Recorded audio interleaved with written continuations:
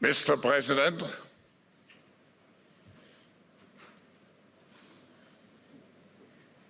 hello. what great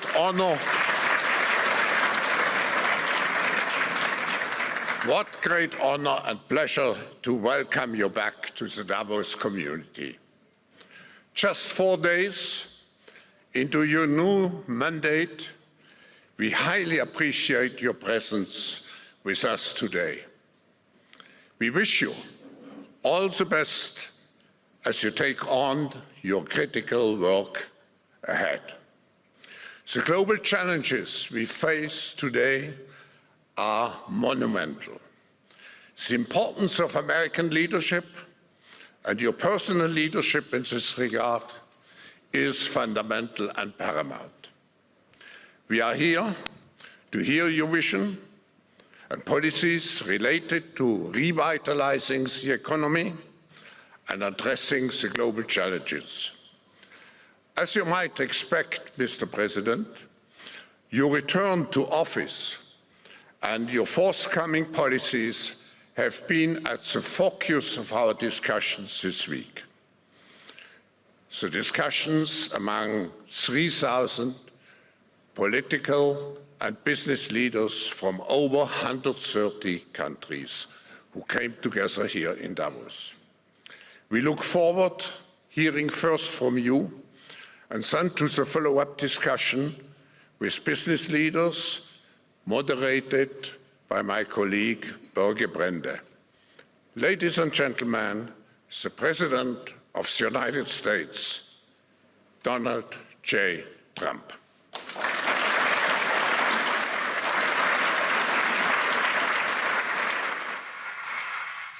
Well, thank you very much, Klaus, and hello to everyone in beautiful Davos. This has been a truly historic week in the United States. 3 days ago, I took the oath of office, and we began the golden age of America. The recent presidential election was won by millions of votes, and all 7, every one of them, all 7 swing states. It was a massive mandate from the American people like hasn't been seen in many years, and some of the political pundits, even some of my so-called enemies, said it was the most consequential election victory in 129 years. That's quite nice. What the world has witnessed in the past 72 hours is nothing less than a revolution of common sense. Our country will soon be stronger, wealthier, and more united than ever before, and the entire planet will be more peaceful and prosperous as a result of this incredible momentum and what we're doing and going to do. My administration is acting with unprecedented speed to fix the disasters we've inherited from a totally inept group of people and to solve every single crisis facing our country. This begins with confronting the economic chaos caused by the failed policies of the last administration. Over the past 4 years, our government racked up $8 trillion in wasteful deficit spending and inflicted nation-wrecking energy restrictions, crippling regulations, and hidden taxes like never before. The result is the worst inflation crisis in modern history and sky-high interest rates for our citizens and even throughout the world. Food prices and the price of almost every other thing known to mankind went through the roof. President Biden totally lost control of what was going on in our country, but in particular with our high inflation economy and at our border. Because of these ruinous policies, total government spending this year is $1.5 trillion higher than was projected to occur when I left office just 4 years ago. Likewise, the cost of servicing the debt is more than 230% higher than was projected in 2020. The inflation rate we are inheriting remains 50% higher than the historic target. It was the highest inflation probably in the history of our country. That's why from the moment I took office, I've taken rapid action to reverse each and every one of these radical left policies that created this calamity, in particular with immigration, crime, and inflation. On day one, I signed an executive order directing every member of my cabinet to marshal all powers at their disposal to defeat inflation and reduce the cost of daily life. I imposed a federal hiring freeze, a federal regulation freeze, a foreign aid freeze, and I created the new Department of Government Efficiency. I terminated the ridiculous and incredibly wasteful Green New Deal. I call it the Green New Scam. Withdrew from the one-sided Paris Climate Accord and ended the insane and costly electric vehicle mandate. We're going to let people buy the car they want to buy.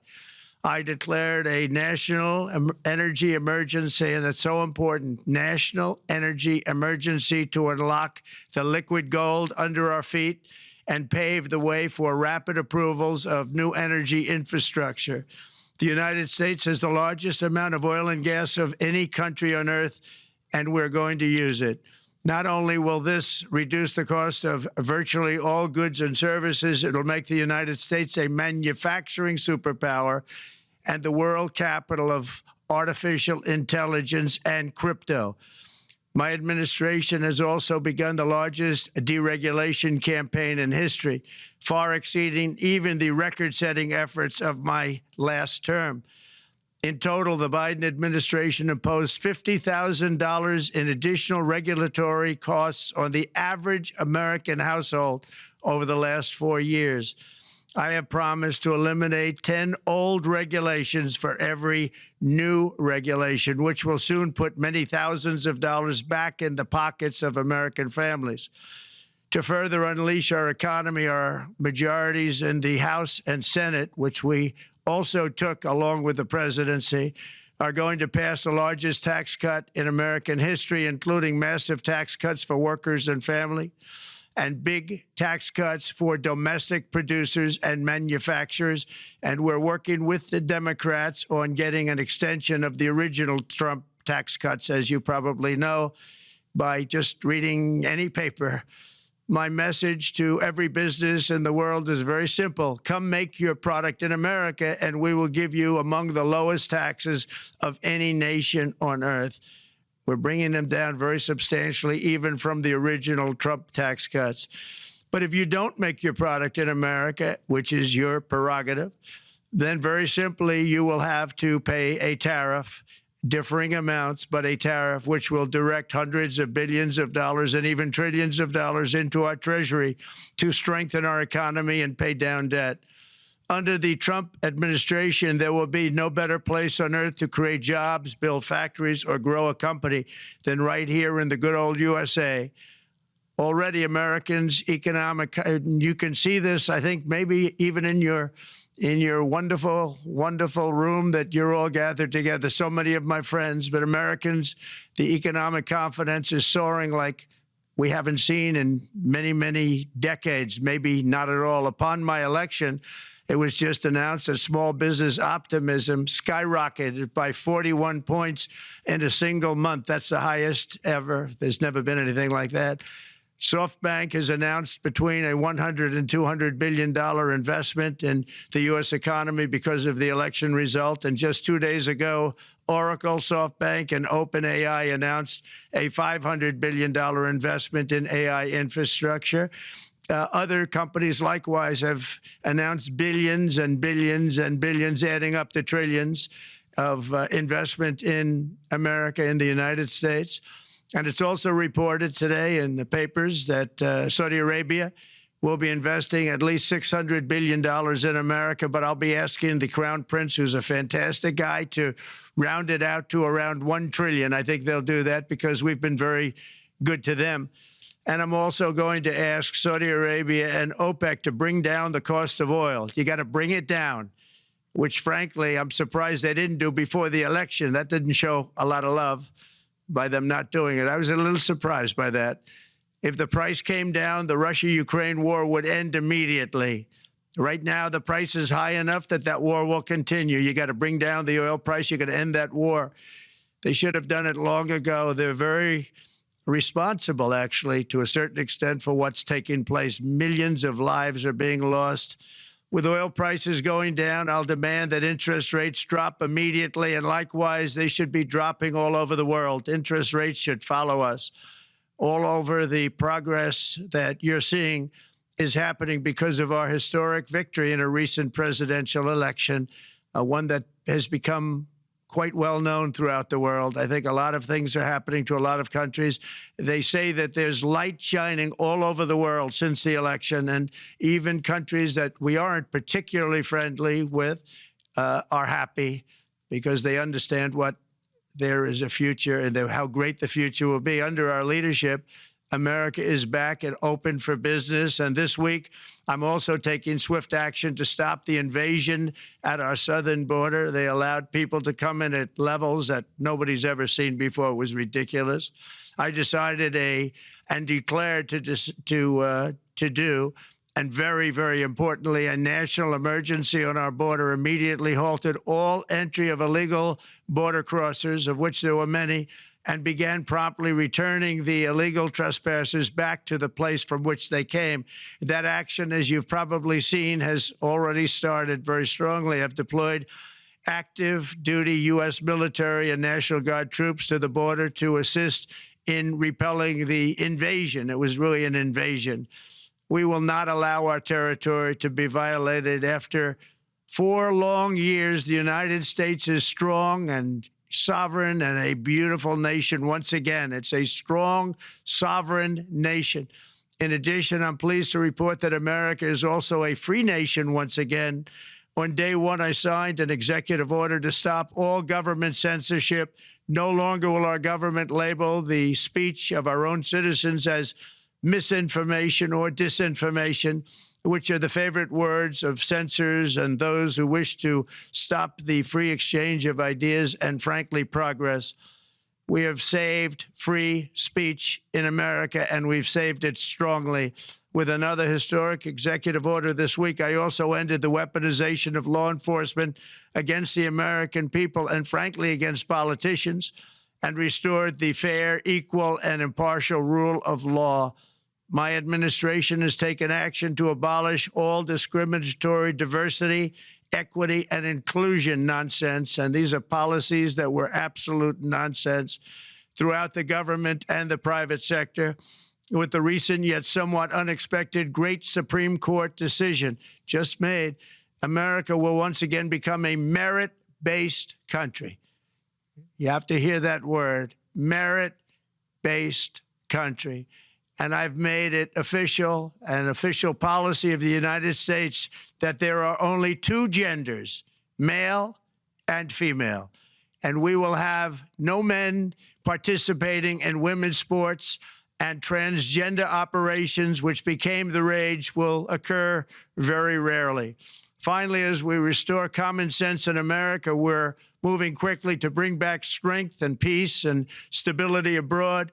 I'm also going to ask all NATO nations to increase defense spending to 5% of GDP, which is what it should have been years ago. It was only at 2%, and most nations didn't pay until I came along. I insisted that they pay, and they did, because the United States was really paying the difference at that time, and it was unfair to the United States. But many, many things have been unfair for many years to the United States. Before even taking office, my team negotiated a ceasefire agreement in the Middle East, which wouldn't have happened without us, as I think most of the people in the room know. Earlier this week, the hostages began to return to their families. They are returning, and it's a beautiful sight, and they'll be coming in more and more. They started coming back on Sunday. Our efforts to secure a peace settlement between Russia and Ukraine are now hopefully underway. It's so important to get that done. That is an absolute killing field. Millions of soldiers are being killed. Nobody's seen anything like it since World War II. They're laying dead all over the flat fields. It's a flat field farmland, and there's millions of Russians and millions of Ukrainians. Nobody's seen anything like it since World War II. It's time to end it. And here in America, we have big events coming up. Next year, we have the 250th anniversary of America's founding. I'm so honored to be president during that. That's been a big event. They've been talking about it for 10 years. We also have the World Cup, and I understand Gianni's in the room. Infantino, he was very instrumental in helping us get it. He's there with you someplace, I think, and I want to thank him for that. And then we have the Olympics coming up, which I was instrumental in getting also in my first term. And who would have known that by skipping a term, I would get the Olympics? I was upset. I said, you know, I got the Olympics to come and I won't be president. But it turned out through a stroke of luck, or whatever you might call it, that I'm going to be president during the World Cup and the Olympics and the 250th anniversary. So that's going to be 3 big events. And we've accomplished more in less than 4 days. We have really been working 4 days than other administrations have accomplished in 4 years. And we're just getting started. It's really an amazing thing to see. And the spirit and the light over our country has been incredible. Under the last administration, our nation has suffered greatly, but we're going to bring it back and make it greater, bigger, stronger, better than ever before. I want to thank everybody for being with you. I would have been there myself, except the inauguration was 2 days ago. I thought it might be a little bit quick to make it the first stop, but we'll get there one day. We hope to get there. But I do appreciate, I heard the audience is fantastic, and many of my friends are in the audience, and I will be taking questions now from some very distinguished people. Thank you all very much.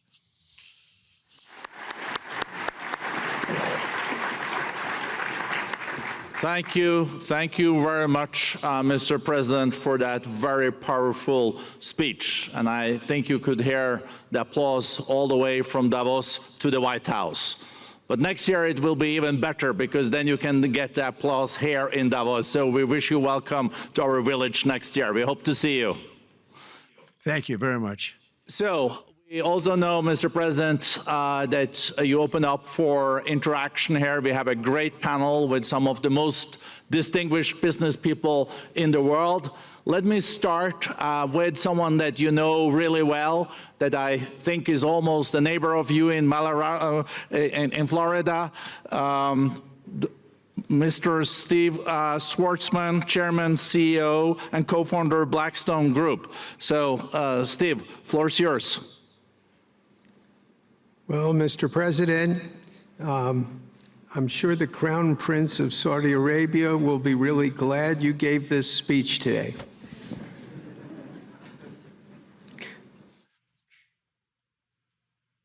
You've had the busiest 4 days that anybody can imagine, and congratulations for that. My question is about some of the things I've observed here at Davos. It's a terrific forum. I've met lots of people, as usual. I think I've been here 30 years. And a lot of the European business people have expressed enormous frustration with the regulatory regime in the EU. And they attribute slower growth rates here because of the numerous factors, but especially because of regulations. And you've taken a completely different approach in this area. And if you could explain the theory of what you're doing, how you're going to do it, and what you expect the outcome to be, I'd appreciate it. Well, thank you very much, and congratulations, Steve. You're a friend of mine, but on a great career. You have had an amazing career, and it continues. I just want to congratulate you. Very inspirational to a lot of people.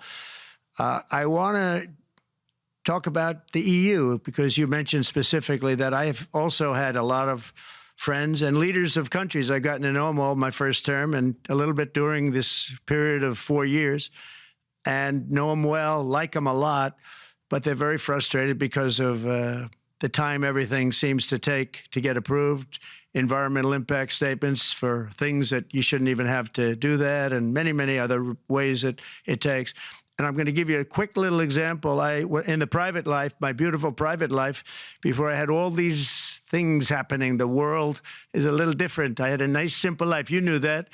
But when I had that simple life, I did projects. And I had a big project in Ireland. And it had to get approval on something that would have made it even better. And I got the approval from Ireland in a period of a week. And it was a very, very, very efficient, good approval. And they informed me, though, the problem is you're going to have to get it from the EU, and we think that'll take 5 to 6 years. And they said, you have to be kidding. And this was before politics. And I said, wait a minute, it's not that important. I don't want to go 5 or 6 years, but it would have been a big investment. It would have been nice, and it would have been good for the project. And I sent the people to the EU to see if they could speed it up. And basically, it was a 5 or 6 year wait just to get a simple approval that Ireland gave me in a period of literally not much more than a week. And I realized right then, that was the first time I really was involved with the EU, but I realized right then that's a problem. And I didn't even bother applying to do it. Or if I did, I pulled it very quickly. I have to be very accurate because I don't want to be criticized. He did apply, actually. No, I want to be very accurate. So I don't think I did, but if I did, I pulled it very quickly. It was just something you couldn't wait 5 years or 6 years to get an approval. So a lot of, in a very big business sense, a lot of people are claiming that's the problem. From the standpoint of America, the EU treats us very, very unfairly, very badly. They have a large tax that we know about, and a VAT tax, and it's a very substantial one. They don't take essentially don't take our farm products, and they don't take our cars, yet they send cars to us by the millions. They put tariffs on things that we want to do. Like, for instance, I think they actually, in terms of, these are non-economic or non-monetary tariffs, and those are very bad. And they make it very difficult to bring products into Europe, and yet they expect to be selling, and they do sell their products in the United States. So we have, hundreds of billions of dollars of deficits with the EU, and nobody's happy with it, and we're going to do something about it, but nobody's happy with it. So I think the EU has to speed up their process. Friends of mine that are in some of the nations within the EU, great people, they want to be able to compete better, and you can't compete when you can't go through the approval process fast. There's no reason why it can't go faster. So, I'm trying to be constructive because I love Europe. I love the countries of Europe, but the process is a very cumbersome one. And they do treat the United States of America very, very unfairly with the VAT taxes and all of the other taxes they impose. One other, just to finish up, I got a call from the head of a major airline, one of the biggest airlines in the world, and he said, sir, could you help us? What? Landing in Europe is brutal. They charge us fees for everything, and it's so unfair. I said, how does it compare to China? He said, it's much worse. And the other thing, as you know, they took court cases with Apple, and they supposedly won a case that most people didn't think was much of a case. They won 15 or 16 billion from Apple. They won billions from Google. I think they're after Facebook for billions and billions. These are American companies, whether you like them or not. They're American companies, and they shouldn't be doing that. And that's, as far as I'm concerned, it's a form of taxation. So we have some very big complaints with the EU. Thank you. Thank you very much, Mr. President. We'll now go to one of your friends in the EU, Patrick Pouyanné. He's the chairman CEO of Total Energies.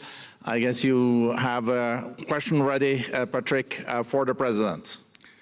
Mr. President, as we understand, energy is at the top of your agenda, and it's an honor for me to represent the energy industry tonight. In this panel, Total Energies is indeed the fourth largest oil and gas and electricity company in the world. I will not ask you a question about the oil price. It's quite clear what you expect from us. I will go to gas more.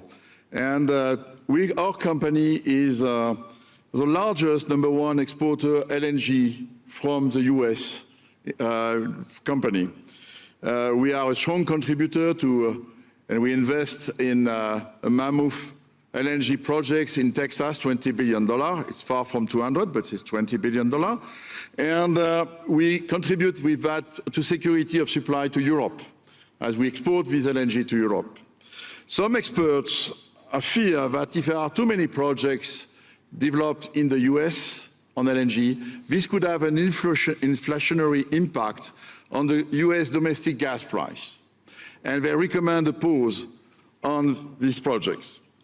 I would ask you the following question: what are your views about such a pause on investments on LNG in the US? What would happen if you would observe an increased domestic gas price because of these exports? And final question, which is important for Europe: would you agree to guarantee security of supply of US LNG to Europe? Well, in the last part of your question, yes, I would. I would make sure that you get it. If we make a deal, we make a deal, you'll get it. Because a lot of people do have that problem. They make a deal and then it can't get supplied because of war-type problems and other problems. So we would absolutely do that. LNG is very interesting because when I took office for the first term, one of the first things I looked at was there were two very massive plants in Louisiana, a state that has been very good to me, won it by many, many points. And I felt strongly indebted to it, actually. And they said there are two plants that have been under environmental consideration for more than 10 years.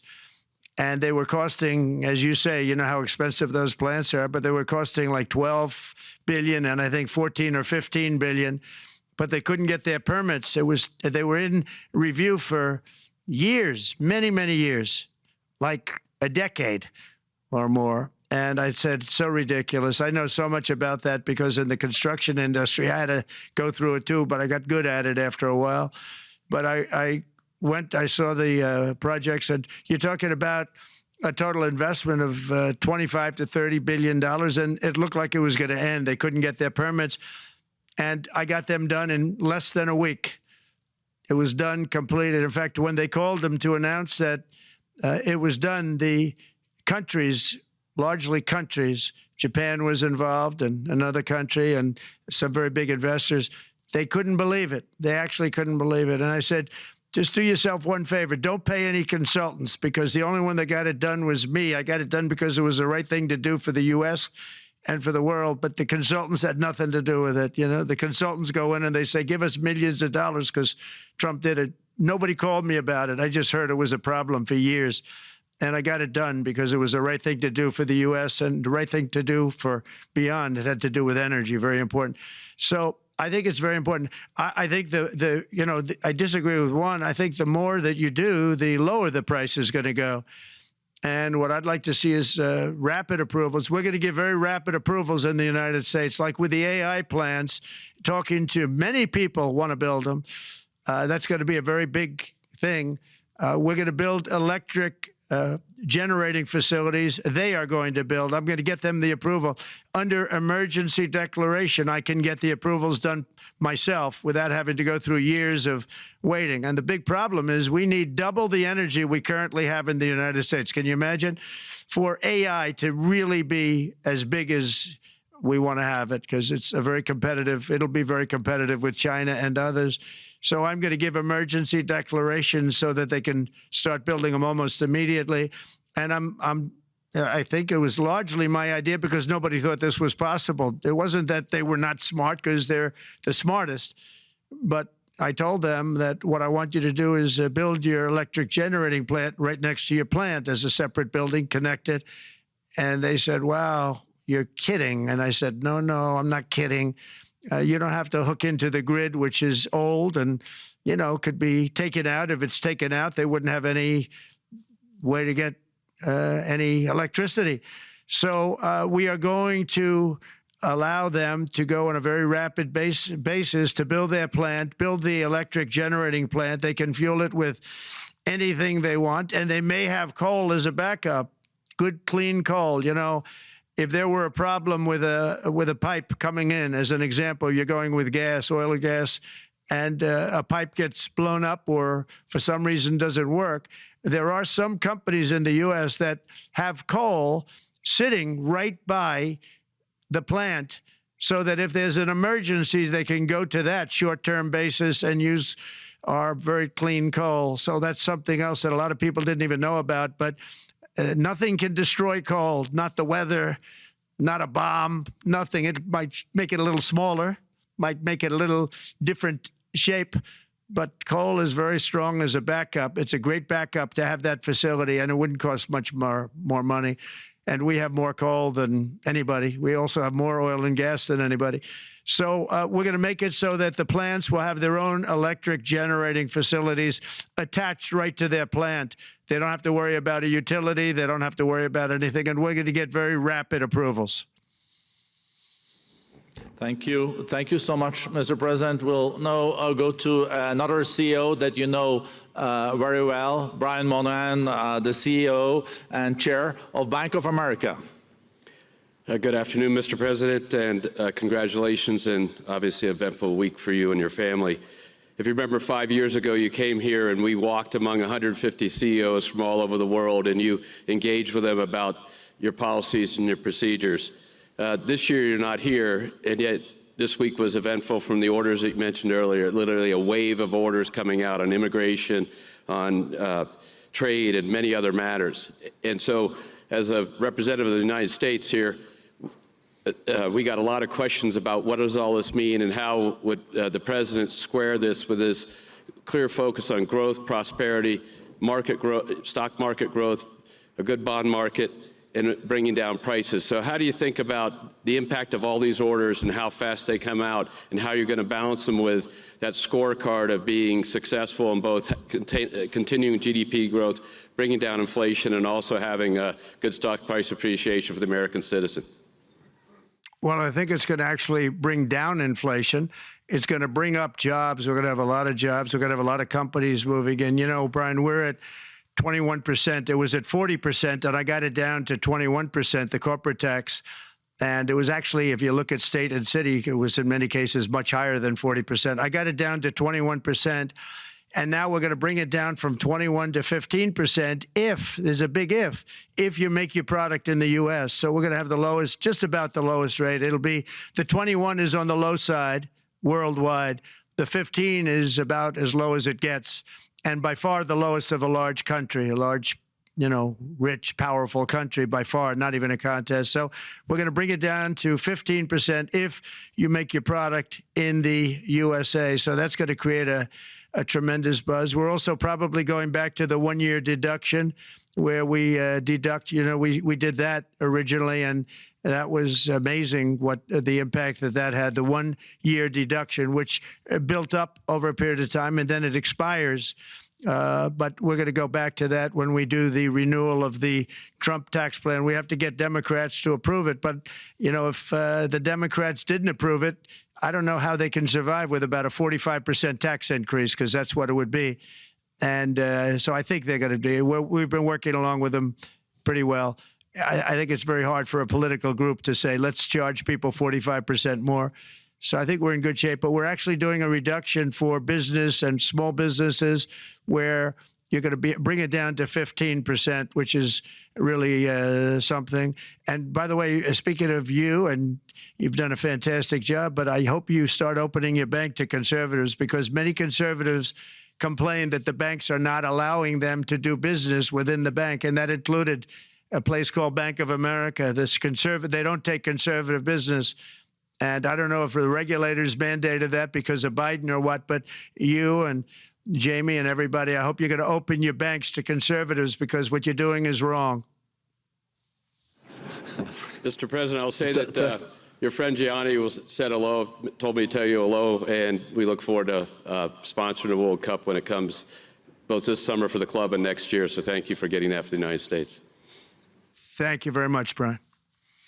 Thank you, Mr. President. We'll now go to Ana Butin. She's the executive chairman of Banco Santander, one of the big European banks, and also in the U.S. So, Ana. Mr. President, congratulations on a historic victory. I believe you don't know me as well as my fellow panelists, so a few words. Santander is one of the largest banks in the world by number of customers, 170 million. That's more than my friend Brian or my friend Jamie have. And those... They fixed the regulation. That's coming, that's coming. That was cheeky. We're a big investor in the United States. We have many million customers, 12,000 employees. We're one of the largest auto lenders. And we recently launched a fully digital bank called Open Bank. We strongly believe banks have a pivotal role in the economy, and we can accelerate growth and help many more customers. That's what we're doing in the United States. So, as Brian pointed out, we very much welcome your focus on deregulation and reducing bureaucracy. So my question is, what are your priorities in this regard, and how fast is this going to happen? Thank you very much. I think it's going to, thank you and congratulations. I know very much about your bank, and you've done a fantastic job. Congratulations. We are going to move very quickly. We've moved very quickly. We've done things in the last 3 days that nobody thought were possible to do in years. And it's all taking effect. It's going to have a huge impact on the economy, a huge positive impact. Money was being wasted on crazy things. I mean, the Green New Deal was such a total disgrace, how that was perpetrated. And it was conceived of by people that were average students, less than average students, I might add, and never even took a course in energy or the environment. It was just a game. Remember, the world was going to end in 12 years? Remember that? Well, the 12 years has come and gone. It was going to end. It was going to all foam into earth. But, you know, the time has come. These people, and they really scared the Democrats large. I can't say the Republicans. The Republicans maybe could have fought harder to stop it, but it's been a tremendous waste of money. You know, during my 4 years, we had the cleanest air, we had the cleanest water, and yet we had the most productive economy in the history of our country. We had the most productive economy until COVID came. We had the most productive in the history of our country by far, and actually, you can look worldwide. We were beating everybody from China to everybody else. So, and we think we really now, with what we have learned and all of the other things that have taken place, we think we can even far surpass that, actually far, far surpass it. But we do, one thing we're going to be demanding is we're going to be demanding respect from other nations. Canada, we have a tremendous deficit with Canada. We're not going to have that anymore. We can't do it. I don't know if it's good for them. As you probably know, I say you can always become a state. And if you're a state, we won't have a deficit. We won't have to tariff you, et cetera, et cetera. But Canada has been very tough to deal with over the years. And it's not fair that we should have a $200 billion or $250 billion deficit. We don't need them to make our cars, and they make a lot of them. We don't need their lumber because we have our own forests, et cetera, et cetera. We don't need their oil and gas. We have more than anybody. So, you know, just as an example, with Mexico, we're dealing with Mexico, I think, very well. And we're just, you know, we just want to be treated fairly with other nations, because there's hardly a nation in the world, and I blame this on us, and I blame it on politicians that, for some reason, mostly it's stupidity, but you could also say other reasons, but mostly stupidity. They've allowed other nations to take advantage of the U.S., and we can't allow that to happen anymore. You know, we have debt. It's a very small debt when you compare it to the value of the assets that we have, but we don't want to do that. We want to just have debt be obliterated, and we'll be able to do that fairly rapidly. And a lot of good things are going to happen. And honestly, good things are going to happen for the world, and good things are going to happen for the people that are dealing with us, allies and beyond allies. One thing very important, I really would like to be able to meet with President Putin soon and get that war ended. And that's not from the standpoint of economy or anything else. It's from the standpoint of millions of lives are being wasted. Beautiful young people are being shot in the battlefield. You know, the bullet, very flat land, as I said, and the bullet goes, there's no hiding. And a bullet, the only thing going to stop the bullet is a human body. And you have to see, I've seen pictures of what's taken place. It's a carnage, and we really have to stop that war. That war is horrible. And I'm not talking economy. I'm not talking economics. I'm not talking about natural resource. I'm just talking about There's so many young people being killed in this war, and that's not including the people that have been killed as the cities are being, knocked down building by building. So we really should get that stopped. Likewise, in the Middle East, I think we've made a lot of progress in the Middle East, and I think that's gonna come along pretty well. Thank you. Thank you, Mr. President. We know that the most consequential relationship in the world is between the U.S. and China. U.S. 28% of the global economy, China close to 20. That's almost half of the global GDP. And we know that you called President Xi Jinping last Friday. We heard that you had a good discussion. How do you see the relationship between the U.S. and China in the next 4 years under your leadership? He called me, but I see it very good. I think that we're going to have a very good relationship. All we want is fairness. We just want a level playing field. We don't want to take advantage. We've been having massive deficits with China. Biden allowed it to get out of hand. He's $1.1 trillion deficit. It's ridiculous. And it's just an unfair relationship. And we have to make it just fair. We don't have to make it phenomenal. We have to make it a fair relationship. Right now, it's not a fair relationship. The deficit is massive, as it is with other countries, a lot of Asian countries, actually. But we have deficits that are very big, and we can't keep doing that. So we're not going to keep doing that. But I like President Xi very much. I've always liked him. We always had a very good relationship. It was very strained with COVID coming out of Wuhan. Obviously, that strained it. I'm sure it strained it with a lot of people, but that strained our relationship. But we always had a great relationship, I would say, and we look forward to doing very well with China and getting along with China. Hopefully, China can help us stop the war with, in particular, Russia, Ukraine. They have a great deal of power over that situation, and we'll work with them. And I mentioned that during our phone conversation with President Xi, and hopefully we could work together and get that stopped. We'd like to see denuclearization. In fact, with President Putin, prior to an election result, which was frankly ridiculous, we were talking about denuclearization of our two countries, and China would have come along. China has a much smaller, right now, nuclear armament than us, or field than us, but they're going to be catching it at some point over the next 4 or 5 years. And I will tell you that President Putin really liked the idea of cutting way back on nuclear. And I think the rest of the world, we would have gotten them to follow. And China would have come along, too. China also liked it. Tremendous amounts of money are being spent on nuclear. And the destructive capability is something that we don't even want to talk about today because you don't want to hear it. It's too depressing. So we want to see if we can denuclearize, and I think that's very possible.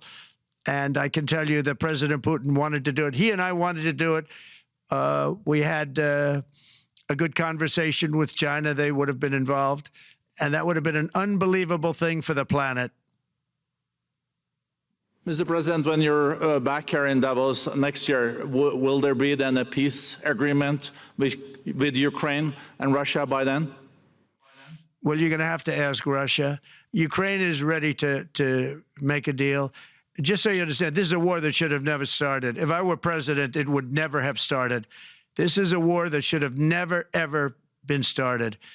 And it wasn't started during there was never even talk about it. I knew that it was the apple of President Putin's eye, but I also knew that there was no way he was going in, and he wasn't going to go in. And then when I was out, bad things happened, bad things were said, a lot of stupidity all around, and you end up with what you have. Now you have all these bombed out cities. They look like demolition sites with many people killed. I think the thing that you'll see about Ukraine is that far more people have died than is being reported. And I've seen that. But far, far more people have died. When you look at a city that's become a demolition site where big buildings have been collapsed by missiles hitting them and everything else, and they say one person was slightly injured. No, many people were killed. Those are big buildings. I was surprised at how that was my business. These are buildings that go 2 and 3 blocks long. They're 20 stories high. They're big, powerful buildings, and they were knocked down, and there were a lot of people in those buildings that announced that 2 people were injured. That's not true. So I think you're going to find that there were many more people killed in Ukraine in the Ukraine war than anybody has any idea. But if you look now, so many of the people being killed are soldiers just facing each other with guns, rifles, and drones, the new form of warfare, drones. And it's a very sad thing to see. And when you see pictures of the fields that I see, nobody wants to see it. You'll never be the same. Thank you very much, Mr. President, on behalf of all the 3,000 participants here in Davos. We really underline that joining us the third day in your presidency, live taking questions here is so appreciated, and we are already ready for receiving you next year in person. So thank you very much, and all the best from Davos.